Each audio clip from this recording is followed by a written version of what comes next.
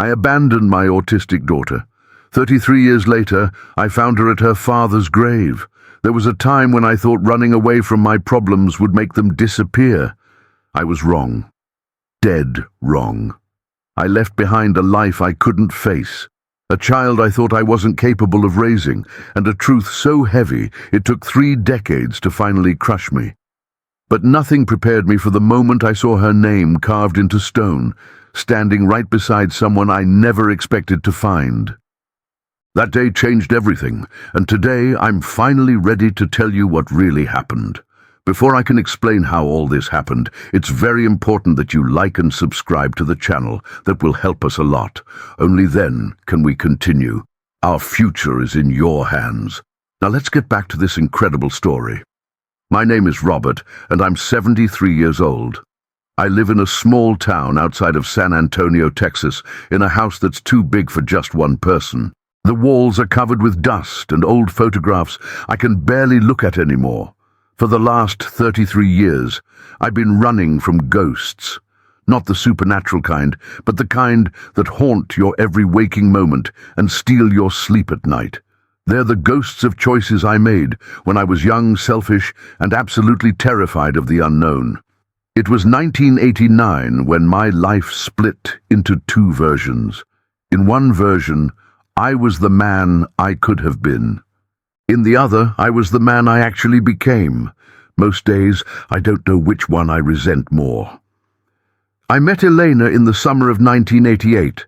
She was working at a diner on the highway, beautiful and full of dreams.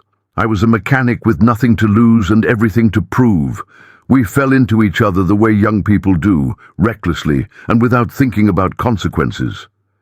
When she told me she was pregnant, I panicked. I wasn't ready. I wasn't prepared. I wasn't man enough. Or so I told myself. When our daughter was born in early 1989, everything changed in ways I couldn't understand. She was different from other babies, they said. She didn't respond the same way. She didn't make eye contact. The doctors used words like autism and developmental delay, words I didn't want to hear, words that scared me to my core. Elena wanted to fight, to stay, to figure it out together. But I was weak. I was young. I was a coward. Within months, I left. I told Elena I couldn't do it, that I wasn't the man for this, that she deserved better. But the truth was uglier than that. I was running from responsibility. I was running from fear.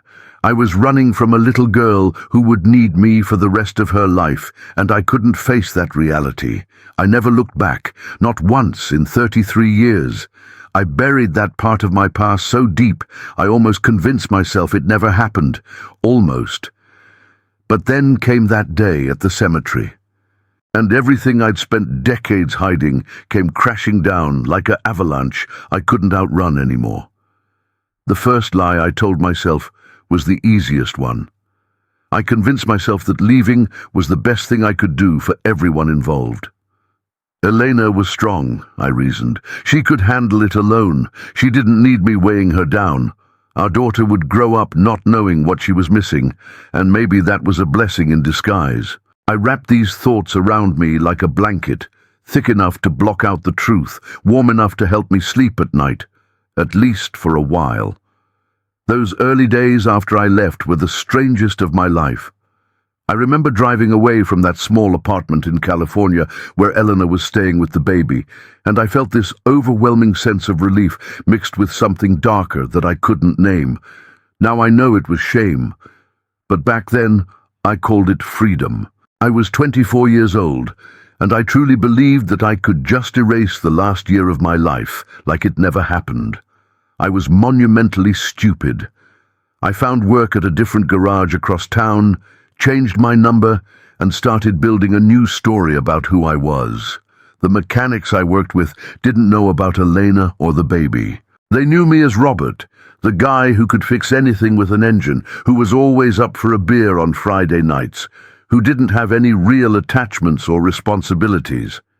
I became a different person, or at least I tried to. But you can't actually become someone else. You can only pretend, and pretending is exhausting. In 1990, about a year after I left, I ran into an old friend at a grocery store.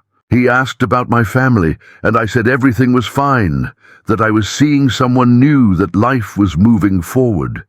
He mentioned that he'd heard Elena had a difficult time raising the baby alone, that she was struggling with money and support, that she'd moved back to live with her mother. I nodded and changed the subject. I asked him about his job, his new car, anything to steer away from that conversation. I didn't want to know. Knowledge would have made it real, and I needed it to stay unreal. By 1991, I'd convinced myself that Sophie, our daughter, was probably better off without me. That's what I called her in my head when the thought crept in late at night. Sophie. I allowed myself to think her name only when I was alone and drunk enough that I could blame it on the alcohol in the morning. Sophie would grow up not knowing the man who abandoned her, which meant she would never have to deal with my failures or my weaknesses. That was my gift to her, I told myself. The gift of my absence. But gifts aren't really gifts when they're born from cowardice, are they? The guilt started small, a flash of something uncomfortable when I saw a little girl at the park who looked to be about the same age Sophie would be. A tightness in my chest when I heard the word autism on television. A cold sweat in the middle of the night when I dreamed about Eleanor calling me, begging me to come back, telling me that Sophie was sick or hurt, or asking about me. I would wake up gasping, and for a few seconds the dream felt more real than my actual life. Then I would remember where I was, who I was pretending to be, and I would push the feelings back down where they belonged. If you're watching this right now and you've ever felt the weight of a decision you can't take back, I need you to comment below and tell me your story. What's the one thing you regret most in your life? Don't scroll past this. Let it out. Because what I'm about to tell you is what happens when you let regret eat you alive for 33 years. In 1992, I met a woman named Patricia at a bar. She was attractive, independent, and most importantly, she had no idea who I really was or where I'd come from. We started dating, and within 6 months I moved in with her. She wanted to get married, wanted to build a life together. I said yes, even though I knew it was built on a foundation of lies. We got married in 1993 in a small ceremony with just a few friends. I wore a suit, smiled for the pictures, and said vows that I meant at the time because I was still running hard enough to convince myself that I could outrun the truth. Patricia wanted kids. That was the one thing she talked about constantly.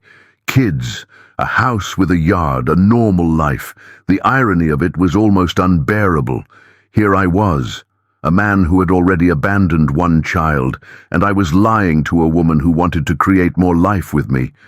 But I couldn't tell her the truth. If I told her about Sophie, about Elena, about what I'd done, then everything would collapse. Patricia would leave me. I would be alone. I would have to face what I'd become. So I made up excuses. I told her I wasn't ready for kids yet. I told her maybe in a few years. I told her we should enjoy our time together first. She accepted this, though I could see the disappointment in her eyes.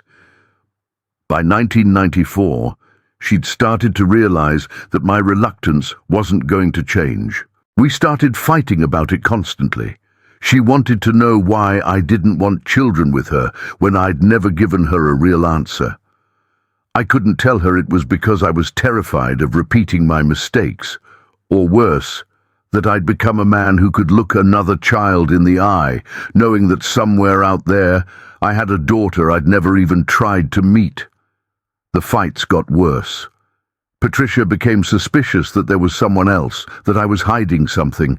She was right, of course. I was hiding everything. In 1995, she gave me an ultimatum. Either we start trying for children or we get a divorce. She said she wasn't going to waste her 30s on a man who couldn't commit to a future with her. I chose to get divorced, Not because I suddenly wanted to be alone, but because I realized I couldn't lie to her anymore. I couldn't keep pretending to be someone I wasn't. The divorce was finalized in the spring of 1995. I was 30 years old, divorced, alone, and living in a studio apartment that smelled like cigarette smoke and regret. I told myself that this was what I deserved, that this was karma coming back to collect its debt. But I still didn't do anything about Sophie. I still didn't reach out to Elena. I still didn't try to make any of it right. I just existed in my punishment, thinking that by suffering through my own loneliness, I was somehow paying the price for what I'd done. What I didn't understand back then was that punishment isn't the same as redemption. Suffering isn't the same as making amends. You can spend decades feeling guilty, and it doesn't change a single thing about the past. It doesn't bring back the years you lost. It doesn't heal the wounds you caused. It only deepens your own wound until you're bleeding from the inside out, and nobody can even see it. By the end of 1995, Sophie would have been 6 years old. She would have been in first grade. She would have been learning to read, making friends, discovering who she was as a person, and I had no idea what she looked like, what her favorite color was. What made her laugh? I didn't know if she even knew my name. I didn't know if Elena had told her about me, or if she decided it was better to let me fade into the background of her life, like some distant relative who never quite mattered. I was still young enough at 30 years old to have changed everything. I was still young enough to call Elena and say I was sorry. I was still young enough to try to be a father to a child I'd abandoned. But I didn't. I stayed paralyzed by fear, trapped in the life I'd built on top of my lies, unable to move forward and unwilling to go back. That's the thing about regret that nobody tells you. It doesn't motivate you to change anything. It just sits there in your chest like a stone, getting heavier with each passing year, until one day you can barely breathe under the weight of it. And for me, that day was still 17 years away. If you haven't subscribed to this channel yet, I'm asking you right now to please subscribe. There are many more stories like this one, stories about families broken by choices, and sometimes, just sometimes, those families find a way to heal. Subscribe so you don't miss what happens next in Robert's story, and hit the notification bell so you get updates as soon as we upload. The years between 1995 and 2010 were strange ones for me. They felt like I was living underwater, moving through life in slow motion, watching everything happen around me, but never quite being part of it. I worked, I paid my bills, I had relationships that never lasted very long. I drank more than I should have. I avoided mirrors whenever possible, but mostly I existed in a kind of grey space, where nothing felt real and everything felt temporary. In 1996, I moved to Texas. I told myself it was for work, that there were better opportunities in San Antonio, that a fresh start in a new state was exactly what I needed. The truth was, I was still running. I was still trying to put distance between myself and the life I'd left behind in California. I thought that by moving far enough away, I could finally escape the ghost of Sophie and the woman I'd wronged so badly. I was still that foolish, still that delusional. I rented a small house on the outskirts of San Antonio and found work at a larger garage that paid better money. I made new friends, went to new bars, tried to build a new life in Texas the way I'd tried to build one in California. And it worked, in a way. People in Texas didn't know my history. They didn't know about Elena or Sophie. They only knew Robert the mechanic, a guy who kept to himself mostly, but was reliable and good at his job. I could breathe a little easier in Texas, or so I thought. But breathing easier doesn't mean you stop suffocating. It just means you get used to it. In 1997, I met a woman named Maria at a church social. I wasn't religious, but my neighbor had invited me to go, and I was desperate for human connection. Maria was kind and gentle, with 2 children from a previous marriage. She was in her mid-40s, and she had this quality about her that made me feel like maybe I could be a better person if I tried hard enough. She believed in second chances. She said so explicitly on one of our early dates. People deserve second chances, she said. Everyone has the capacity to change. I wanted to believe her. I wanted to believe that I could be that person, that I could change, that there was still time for redemption. So I started dating Maria seriously. I moved into her house with her and her 2 kids. I tried to be a good stepfather to them. I helped with homework. I went to their soccer games. I paid for things around the house. I was performing the role of a good man, and for a while I almost believed my own performance. Maria wanted to marry me. She asked me directly in 1998, and I said yes. We got married in a small ceremony in Texas with just a few friends and family. I wore a suit again, smiled for the pictures again, and said vows again. But this time I was acutely aware of the lie I was living. I was a man standing in front of God and a group of witnesses, promising to be honest and faithful and true, when I was carrying the secret of an abandoned daughter back in California like a stone in my pocket. Maria never knew about Sophie. I never told her. I told myself it was because it would hurt her, because it would complicate our relationship, because it was in the past and belonged there. But the real reason was cowardice. I was terrified that if I told her the truth, she would see me for who I really was, and she would leave me like Patricia had. So I kept the secret locked away, and I tried harder and harder to be the man I was pretending to be. I need to pause here and ask you something real. Where are you watching this from right now? Are you in Texas like me? Are you somewhere else? Comment below and tell me your location. And more importantly, tell me if you've ever kept a secret so big that it changed the way you see yourself. Because that's what this was like for me. That's what 15 years of lying felt like. In 2000, something happened that shook me to my core. I was at a grocery store in San Antonio, and I saw a young girl in the checkout line with her grandmother. She couldn't have been more than 10 or 11 years old, and she had this way of not quite making eye contact that struck something deep inside me. She was stimming, I think they call it, repeating the same hand movements over and over. The grandmother was patient with her, guiding her gently, speaking in soft tones. And something in that moment broke open inside me.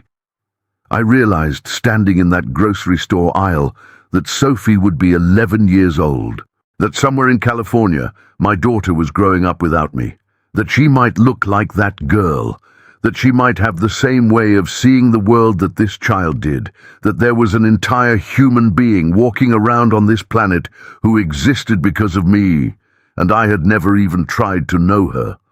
I went home that day, and I cried for the first time since I'd left Elena. Maria found me in the garage, sitting in the dark, tears streaming down my face. She asked me what was wrong, and I almost told her. I almost opened my mouth and let the whole truth pour out. I almost said, I have a daughter I've never met, and I just realized what I've done to her life. But I didn't. Instead, I told her I was having a bad day, that work had been stressful, that I needed some time alone. She accepted this, though I could see the worry in her eyes. She knew I was hiding something. She just didn't know what. After that day, I started thinking about Sophie more and more. It wasn't a choice exactly. It was like some dam had broken inside me, and the thoughts just kept flowing through, no matter how hard I tried to stop them. I wondered what she looked like.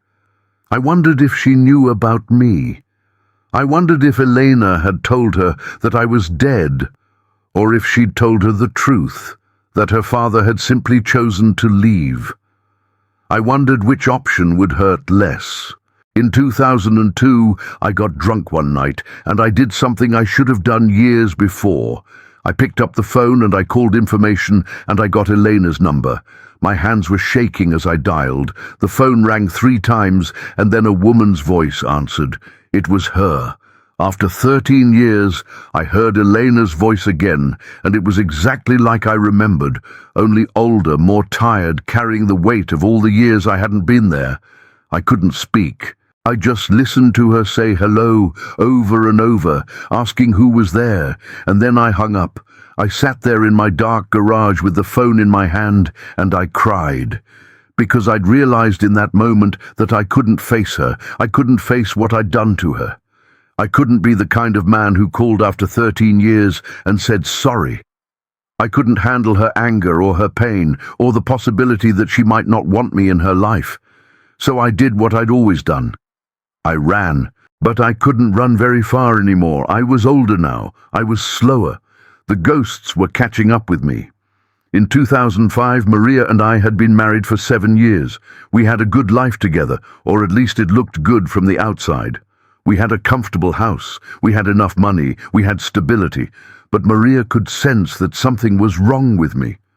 She knew I was keeping something from her, and it was creating this invisible barrier between us that grew bigger with every passing year. She asked me multiple times if I wanted to go to couples counseling, and I refused. I couldn't tell a therapist the truth. I couldn't let anyone inside my head. The marriage started to deteriorate slowly. Maria became distant. She felt my distance, and she responded by pulling away herself. We stopped talking about anything meaningful. We stopped being intimate. We existed in the same house like two ghosts, passing through each other but never quite touching. By 2007, she told me she wanted a divorce. She said she loved me, but she couldn't stay married to someone who wouldn't let her know who they really were. She deserved a husband who was fully present, fully honest, fully committed to their life together. And I couldn't be that person. So in 2007, I got divorced again. This time it felt less like a failure and more like an inevitability. I had always known that any relationship built on the foundation of my secret would eventually crumble. I was too poisoned by guilt and shame to be a good partner to anyone. I moved back into my own small house, and I settled into a life of solitude that felt, in some twisted way, like exactly what I deserved. In 2008, I made my first real attempt to find Sophie. I went to an internet cafe, which shows you how behind the times I was, and I paid someone to help me search for her online. I was looking for any trace of her, any sign that she existed in this world. Her name was Sophie Marie Taylor. That's what I'd wanted to name her anyway, though I didn't know if Elena had actually used that name or if she'd chosen something different. I found nothing. There were thousands of Sophie Taylors in the world, but none of them seemed to be my daughter. She could have changed her last name. Elena could have changed her last name and given Sophie a new one. There was no way for me to know. I was standing at a dead end, with no way to reach back into the past and find the person I'd abandoned, but I couldn't let it go. Something in me had shifted. Maybe it was age. I was 53 years old in 2008, and I was starting to feel the weight of mortality in a way I never had before. I realized that I might not have that many years left. And the idea of dying without ever seeing my daughter, without ever apologizing to her, without ever trying to make any of this right, became unbearable. In 2009, I hired a private investigator. I saved up money from my garage job, and I hired someone to find Sophie. I gave them everything I knew, which wasn't much: Elena's last known address from 1995, Sophie's birth date, my assumption that they might still be in California. I was terrified and hopeful all at once. I was about to finally face what I'd done, but the investigator came back with nothing. Elena had moved. There was no forwarding address. Sophie's birth certificate had been sealed when she was adopted. Adopted. That's what the investigator told me. Elena had given Sophie up for adoption when she was 3 years old, and there was no legal way to find her now. She was someone else's daughter. She had someone else's last name. She had a whole life that had nothing to do with me. I remember sitting in my house when I got that news, and I felt like I'd been punched in the gut. I had told myself that if I could find Sophie, if I could just locate her, I could apologize and explain, and maybe, just maybe, find some way to make things right. But now there was no path forward. She had been legally given away. She had another father now, one who had actually chosen to raise her, unlike me. I spent the rest of 2009 and into 2010 in a deep depression. I went to work, I did my job, but I was barely alive inside. I had lost her. I had lost the chance, or so I thought. I had spent 21 years running from my daughter, and now I found out that she had been raised by someone else, that she had a father who had actually loved her, who had actually been there for her, and I was nothing but a ghost in her past, a name on a birth certificate that she probably didn't even remember. I didn't know it then, but that depression was the beginning of something. It was the beginning of a breaking down. It was the beginning of the end of my ability to hide from the truth. I was about to spend the last 12 years of my denial in a state of complete despair, waiting for something I didn't even know I was waiting for. And then, in 2022, something happened that changed everything. The next 12 years of my life were the longest and shortest years all at once. Time moved differently when you're living in a state of perpetual regret. Days felt like weeks, and years disappeared like they were nothing. I was 65 years old when I finally retired from the garage in 2012. I had spent more than 40 years fixing other people's cars, and I had nothing to show for it except a small pension and a house that echoed with emptiness every time I walked through the door. Retirement was supposed to be a time of rest. Instead, it became a time of reckoning. Without work to occupy my mind and my time, I had nothing left but my thoughts. And my thoughts were a minefield of regret, guilt, and the unbearable weight of all the years I'd wasted. I spent my days sitting in my living room, staring at nothing, thinking about Sophie. I thought about her constantly now. I wondered if she was happy. I wondered if she knew she was adopted. I wondered if she ever thought about her biological father, or if I was just a blank space in her life, a name on a document she would never see. In 2013, I did something I should have done decades before. I started writing. Not a journal exactly, but more like confessions. I would sit at my kitchen table with a pen and a notepad, and I would write letters to Sophie that I knew she would never read. I told her everything. I told her how beautiful I imagined her to be. I told her how sorry I was for leaving her. I told her about the day she was born and how scared I'd been. I told her that it was never her fault, that it was all me, that I was a coward and a failure and a man who had thrown away the greatest gift life could have given him. I filled an entire notebook with these letters over the course of a year, and then I burned them all in my fireplace one cold night in 2014. I watched the pages curl and blacken and turn to ash, and I cried like I hadn't cried since I was a child. Because I realized in that moment that these letters were the only things I would ever write to Sophie, that she would never read them, that she would never know how much I regretted my choices, that I would die and she would never know that her biological father had spent the last 25 years of his life drowning in guilt over what he'd done to her. By 2015, I was becoming a different kind of person. I was becoming softer somehow, older, more aware of my own mortality. I had started volunteering at a local community center in San Antonio, working with children who had autism and other developmental disabilities. I'm not sure why I chose that path. Maybe it was penance. Maybe it was my way of trying to understand Sophie, of trying to understand the life she might have lived, the challenges she might have faced. Maybe it was just me trying to become the kind of man who could look himself in the mirror without flinching. Working with these children changed something fundamental in me. I saw their struggle, their beauty, their incredible resilience. I saw how their parents loved them unconditionally, how they fought for them, how they never gave up on them. And I saw very clearly what Sophie had been robbed of. Not a good life necessarily, because it sounded like Elena had done the best she could, and her adoptive parents had loved her. But a father who fought for her. A father who showed up. A father who loved her not despite her diagnosis. But because she was his daughter and she deserved to be loved, I want to pause and ask you something important. If you've been following Robert's story this far, I need you to do something right now. Don't just watch passively. Comment below and tell me what you think Robert should have done differently. Should he have reached out to Elena sooner?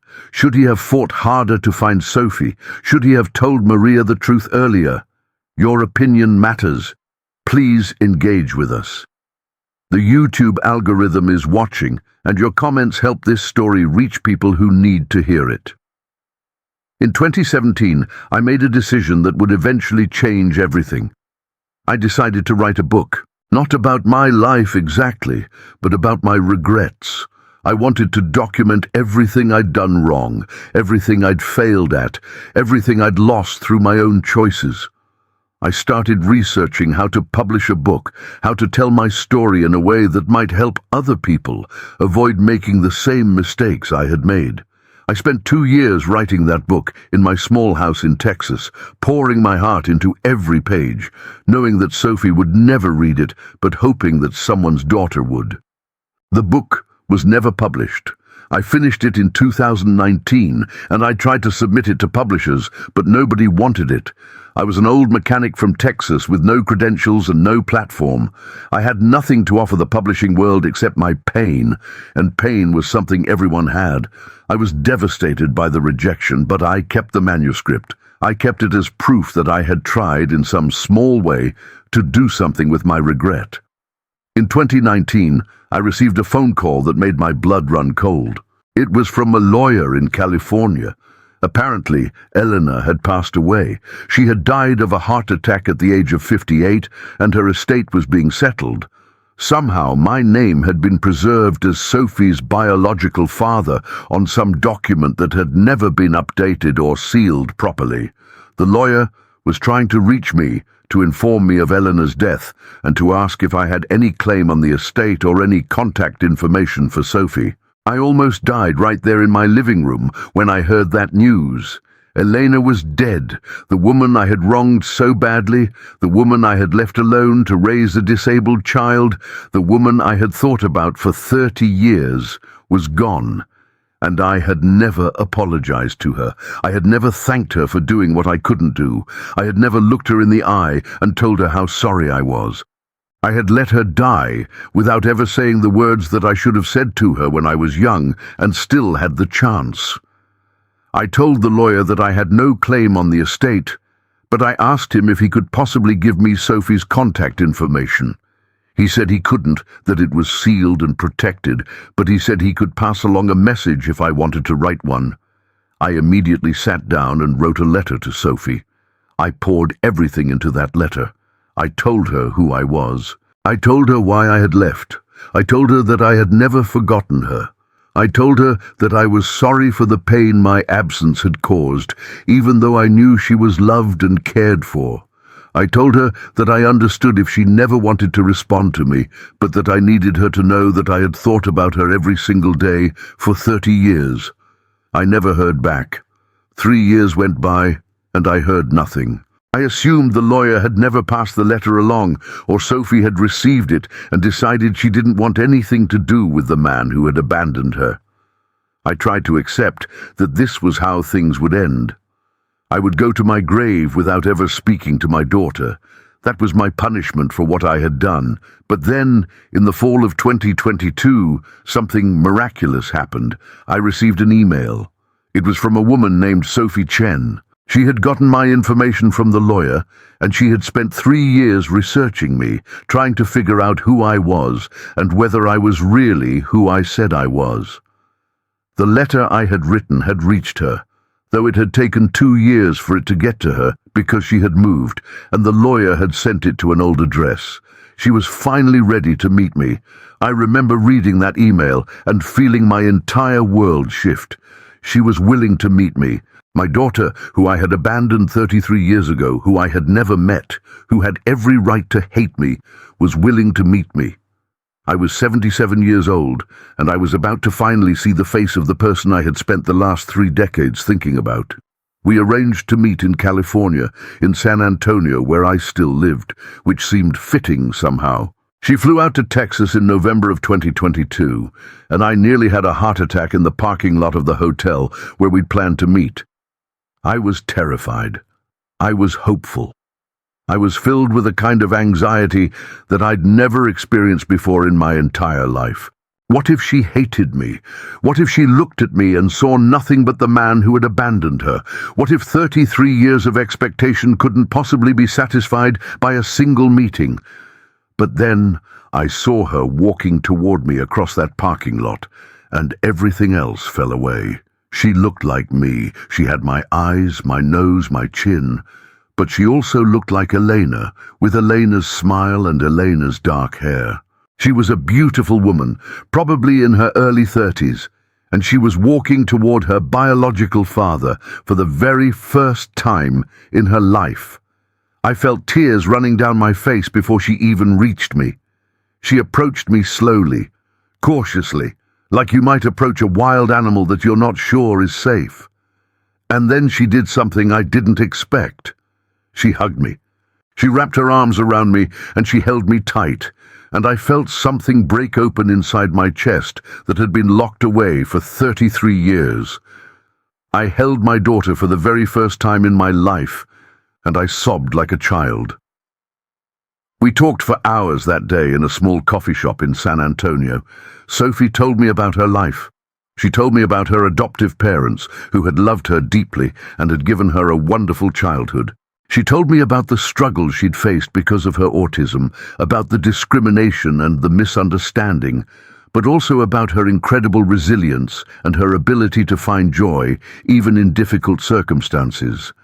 She told me that she had become a therapist who specialized in working with autistic adults and children. I listened to everything she said, and I cried the entire time. I cried because I was overwhelmed with grief for all the years I'd missed. I cried because I was grateful that she existed and that she was willing to talk to me. I cried because she was so much more remarkable than I could have ever imagined, and I had missed all of it. Toward the end of that first conversation, Sophie told me something that changed my understanding of everything. She told me that her adoptive father had died 3 years earlier, and his death had been what prompted her to finally reach out to me. She said she had attended his funeral, and as she sat there mourning the man who had raised her, she realized that she wanted to meet her biological father while there was still time. She didn't want to look back at her life and regret not taking the chance to know me. History wasn't going to repeat itself. She wasn't going to abandon the chance to have a relationship with her father, even if that father had abandoned her. She was better than that. She was stronger than that. And she was, I realized, better than me in almost every way. After that first meeting with Sophie in November of 2022, I didn't want to let her leave. I wanted to make up for 33 years of absence in the span of a single afternoon. I wanted to tell her everything I'd been thinking about her, everything I'd written in those letters I burned, everything I'd felt every single day since I'd left her mother alone and terrified in an apartment in California. But Sophie was patient with me in a way I didn't deserve. She told me we could take things slowly, that we didn't need to rush, that we had time now. We didn't have time, though. I was 77 years old. Every moment felt precious in a way it never had before. Sophie could sense this urgency in me, and it both comforted her and worried her. She asked me if I was okay, if I was sick, if there was something she should know. I told her no. I was just overwhelmed with joy and gratitude that she was here, that she was willing to give me a second chance that I didn't deserve. Over the next few weeks, we spent time together. Sophie extended her stay in Texas. She took a leave from her job in California to be with me. We went out to dinner. We walked through the parks in San Antonio. We sat in my living room and talked about everything, from the mundane details of daily life to the deep, painful questions about why I had left and what that had meant for her. She told me about her struggles with relationships, about the difficulty of explaining autism to people who didn't understand it, about how lonely she had felt growing up, feeling different from everyone around her. And I listened to every word. knowing that my abandonment had made that loneliness so much worse. I had denied her the one person who might have understood what it meant to be different, because I had been too selfish and too scared to stick around. Sophie told me that her adoptive father, whose name was Marcus Chen, had been a wonderful man. He had loved her unconditionally. He had fought for her rights at school. He had taught her that being different wasn't something to be ashamed of. It was just part of who she was. She said that when he died 3 years ago, she had grieved him deeply, but she had also realized that she wanted to know where she came from, who her biological parents were, what their story was. I asked her if she was angry at me. She said yes, she was angry. She was angry that I had left. She was angry that I had missed her entire childhood. She was angry that I had made choices that had hurt her mother so badly. But she said she was also curious, and she wanted to understand why I had done what I'd done. She wanted to hear my story, not to excuse what I'd done, but to make sense of it in the context of my own life. So I told her everything. I told her about my fear when I found out she had autism. I told her about my cowardice. I told her about the marriages I'd tried to build on lies. I told her about the years I'd spent depressed and alone, thinking about her, wondering who she was, what she looked like, what kind of person she had become. I told her about the private investigator I'd hired who told me she'd been adopted. I told her about the letter I'd written after Eleanor died. Sophie listened to all of this without judgment, and when I was finished, she did something that broke me all over again. She told me that she forgave me, not because what I'd done was forgivable, but because she understood that people make mistakes, and she didn't want to spend her life being defined by her anger at me. She said that forgiveness wasn't about excusing my behavior. It was about freeing herself from the pain it had caused her. I had spent 33 years preparing for the possibility that Sophie would hate me, would reject me, would tell me that I had no right to call myself her father. I was not prepared for her grace. I was not prepared for her compassion. I was not prepared for her to be so much better a person than I could ever hope to be. I need to stop here and ask all of you watching this. How many of you have been where Robert is right now, receiving forgiveness that you don't deserve? How many of you have had someone show you grace when all you deserved was anger? Please, I'm begging you, comment below and share your own stories of forgiveness. Let's create a community here where people who have made terrible mistakes can see that redemption is possible. Like this video. Subscribe. Share it with someone who needs to hear that forgiveness exists. Your story could change someone's life. In December of 2022, about a month after Sophie and I first met, she asked me if I wanted to go to California with her. She said there was something she wanted to show me, something important. I was nervous. I didn't know what she wanted me to see, but I trusted her. We booked flights for the week before Christmas, and we flew to California together. Sophie drove us to a small cemetery in the town where she had grown up. It was a cold, grey day, and there was a light rain falling as we walked through the rows of graves. My heart was pounding in my chest because I thought I knew what was happening. I thought Sophie was taking me to Elena's grave, and I was about to face the final reckoning of my sins against the woman I had left so many years ago. But that's not where Sophie took me. She led me to a grave near the back of the cemetery, and she stopped in front of a headstone that read, Marcus Chen, beloved husband, father, and grandfather, 1951-2019. There was a photograph etched into the stone of a kind-looking man with gentle eyes and a warm smile. I looked at Sophie, confused. She was standing there with tears streaming down her face, and she was holding an envelope in her hands. She told me that this was her adoptive father, the man who had raised her, the man she loved more than anyone in the world until recently. She said that Marcus had known that she was autistic, that she had a biological father somewhere in Texas, and that he had always encouraged her to find me if she wanted to. Sophie opened the envelope, and she took out a letter. It was from Marcus. He had written it before he died, and he had asked Sophie to give it to me if she ever found me. She handed me the letter with trembling hands, and I opened it. The letter was dated 3 months before Marcus died. In it, he told me that he knew who I was. He told me that he had raised Sophie as his own, and that she was the greatest joy of his life. He told me that he understood why I had left, even though he didn't condone it. He told me that he had wanted to hate me, but he couldn't, because Sophie was such an incredible person, and she existed only because I had existed, and therefore he owed me a kind of gratitude, as complicated as that was. But the most important part of the letter was this. Marcus wrote that he wanted me to know that Sophie had suffered because of my absence. He wrote that she had struggled with abandonment issues, with the fear of being left by people she loved, with the constant underlying belief that she wasn't worth staying for. He wrote that she had spent years in therapy dealing with the trauma of not knowing her biological father, not knowing why she had been given up for adoption, not knowing if there was something fundamentally unlovable about her. But he also wrote that despite all of that pain, Sophie had become one of the most loving, compassionate, forgiving people he had ever known.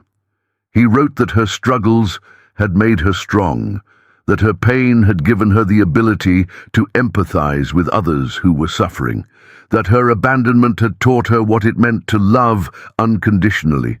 And then he wrote something that made me fall to my knees right there in the cemetery.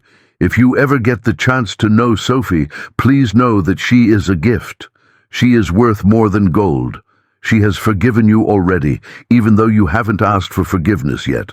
That's who she is. That's the kind of person she chose to become, despite everything you took from her.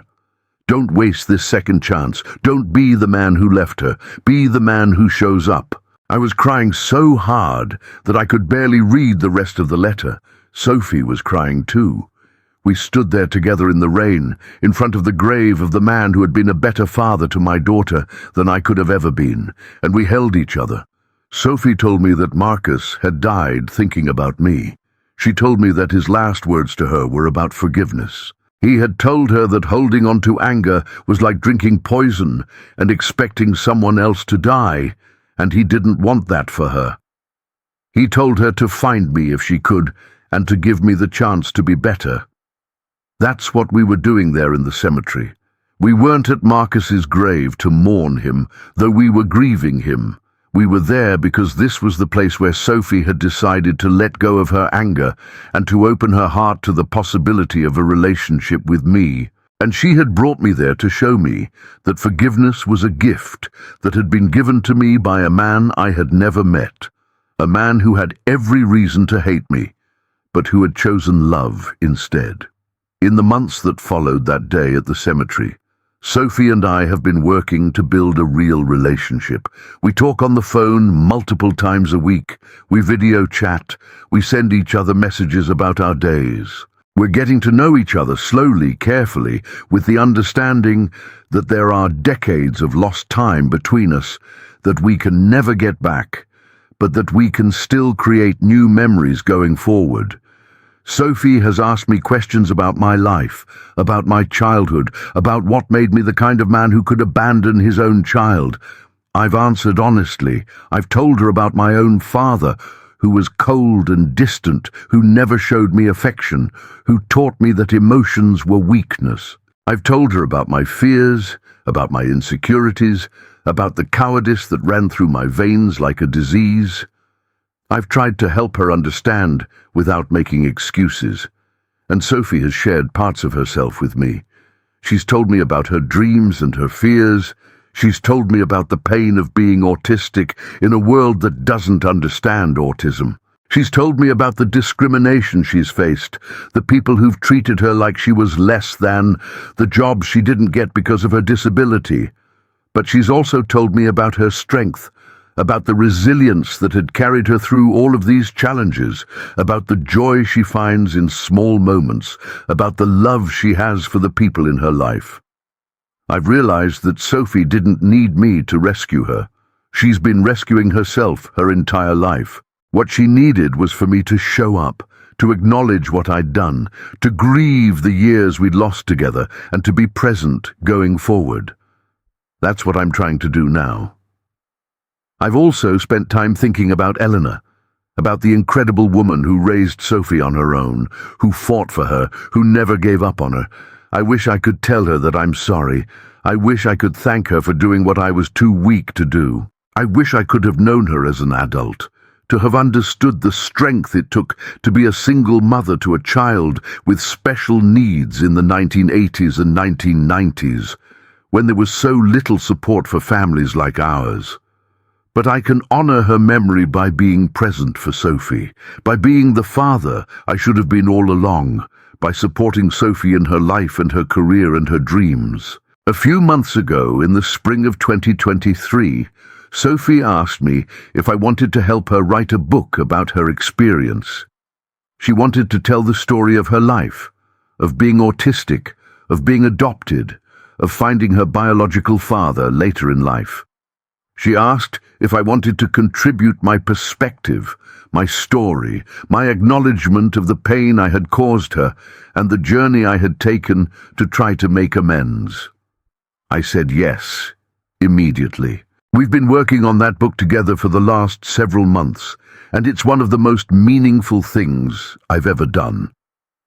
Through writing the book, Sophie and I have had conversations we might never have had otherwise. We've gone deeper into each other's hearts. We've created something together that will exist long after we're both gone. I'm not going to lie and tell you that everything is perfect now. There are still moments when Sophie gets angry about the years I missed. There are still conversations that bring up old pain. There are still days when I feel the weight of my guilt so heavily that I can barely breathe. But we're working through it together, and that's what matters. Last month, Sophie came to visit me in Texas again. We went to dinner, and afterward, we drove out to the cemetery where her adoptive father is buried. We sat on a bench near his grave, and we didn't say anything for a long time. We just sat together, two people who had been broken apart by my choices, who were now trying to piece ourselves back together. Finally, Sophie took my hand. She said, "I'm glad I found you, Dad." She called me Dad, not Robert, not the man who abandoned her. Dad. And I felt something shift inside me, something that had been broken for so long that I'd forgotten it was supposed to work. I felt like maybe, just maybe, I could forgive myself. If you've made it this far in Robert's story, I want to thank you. I want to ask you to please like this video, to subscribe to this channel, and to share this with someone you know who needs to hear it. We have so many more stories of families broken and healed, of parents who made terrible mistakes and found their way back to their children, but we can only reach you if you help us. Please, subscribe now, and come back next week to hear another incredible story of redemption and family healing. I'm 78 years old now. I don't know how many years I have left, but I know that whatever time I have, I want to spend it with my daughter. I want to be the father I should have been from the beginning. I want to show up for her, to support her, to love her unconditionally the way her adoptive father did. I've spent 60 years on this earth doing a lot of things wrong. I've made choices that hurt people I loved.